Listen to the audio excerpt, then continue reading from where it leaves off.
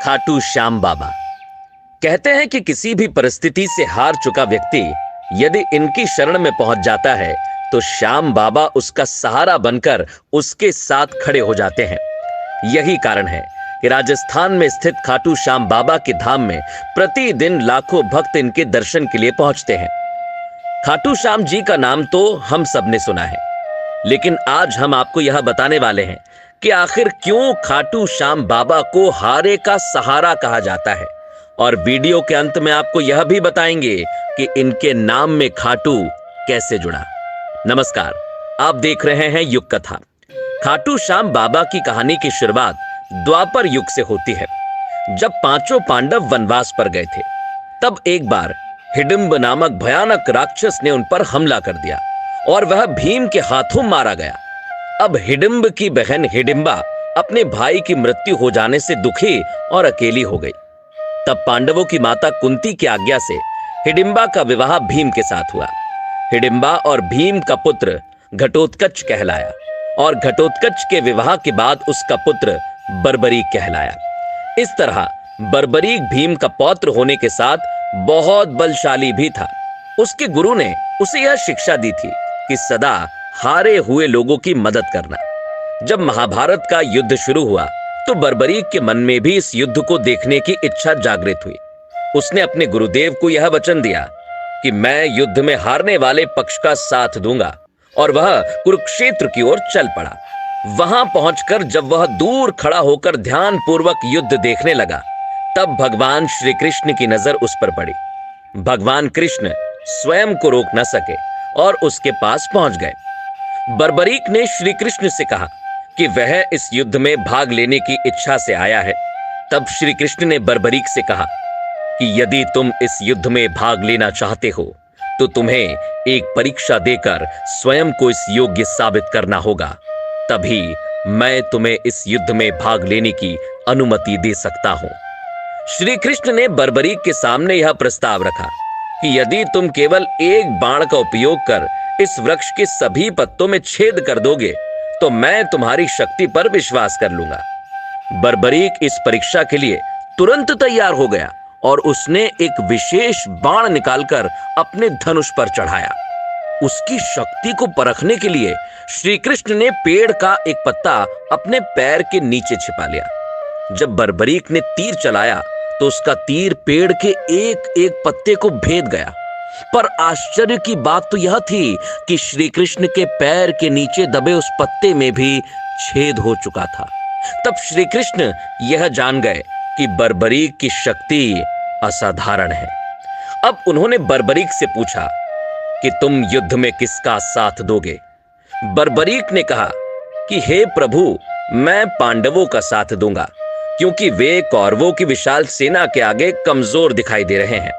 तब श्री कृष्ण ने मुस्कुराकर उससे कहा कि बर्बरीक, यदि कुछ देर बाद इस युद्ध की स्थिति बदल जाए और पांडव विजय की ओर बढ़ने लगे, तब तुम किसका साथ दोगे।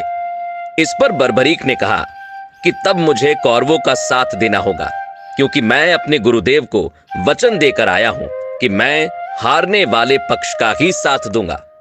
तब भगवान श्री कृष्ण ने उसे समझाया कि जरा सोचो बर्बरीक, यदि तुम इस तरह लगातार पक्ष बदलते रहोगे तो यह युद्ध कैसे खत्म होगा और धर्म की विजय कैसे होगी। तुम जिसका भी साथ दोगे वह पक्ष पुनः मजबूत हो जाएगा और इस तरह किसी की भी जीत या हार नहीं हो सकेगी और इस युद्ध का कभी अंत ही नहीं होगा। बर्बरीक को जब इस बात का एहसास हुआ, तब वह श्री कृष्ण के आगे नतमस्तक होकर बोला, हे प्रभु, मैं अपने गुरुदेव को दिए हुए वचन से पीछे नहीं हट सकता, इसलिए अब आप ही मेरा मार्गदर्शन करें कि मुझे क्या करना चाहिए। तब भगवान श्री कृष्ण ने बर्बरीक से कहा कि इस समस्या का एक ही हल है कि तुम अपना शीश मुझे अर्पित कर दो। यह कहकर भगवान कृष्ण ने बर्बरीक से उसका सिर मांग लिया और इसके बदले में उसे उचित वरदान देने का वचन भी दिया। बर्बरीक अपने दोनों हाथ जोड़कर बोला, हे प्रभु, मुझे आपका हर आदेश स्वीकार है, किंतु मेरी केवल इतनी सी इच्छा है कि मैं भी इस महायुद्ध का साक्षी बन सकूं। भगवान श्री कृष्ण ने तथास्तु कहकर अपने सुदर्शन चक्र से बर्बरीक का सिर धड़ से अलग कर दिया और उसके शीश को उच्च स्थान पर रखा गया, जहां से वह पूरा युद्ध देख सके। साथ ही बर्बरीक के इस महान त्याग के लिए भगवान कृष्ण ने उसे वरदान दिया कि हे बर्बरीक, तुम्हारा कटा हुआ शीश सदा अमर रहेगा और तुम महाभारत के युद्ध के एकमात्र साक्षी कहलाओगे। तुम ही से सारा संसार यह जानेगा कि इस कुरुक्षेत्र में जो भी हुआ वह धर्म की रक्षा के लिए हुआ। साथ ही कलयुग में तुम मेरे नाम से जाने जाओगे। सारा संसार तुम्हें श्याम नाम से पुकारेगा। तुम्हें मेरे बराबर का सम्मान प्राप्त होगा और तुम्हारे रूप में सभी को मेरे ही दर्शन प्राप्त होंगे। कलयुग में तुम हारने वालों का सहारा बनोगे। जो भी व्यक्ति अपने जीवन से निराश और दुखी होकर तुम्हारी शरण में आएगा, तुम उसके गिरते हुए मनोबल को थाम लोगे और इसलिए सभी तुम्हें हारे का सहारा कहेंगे।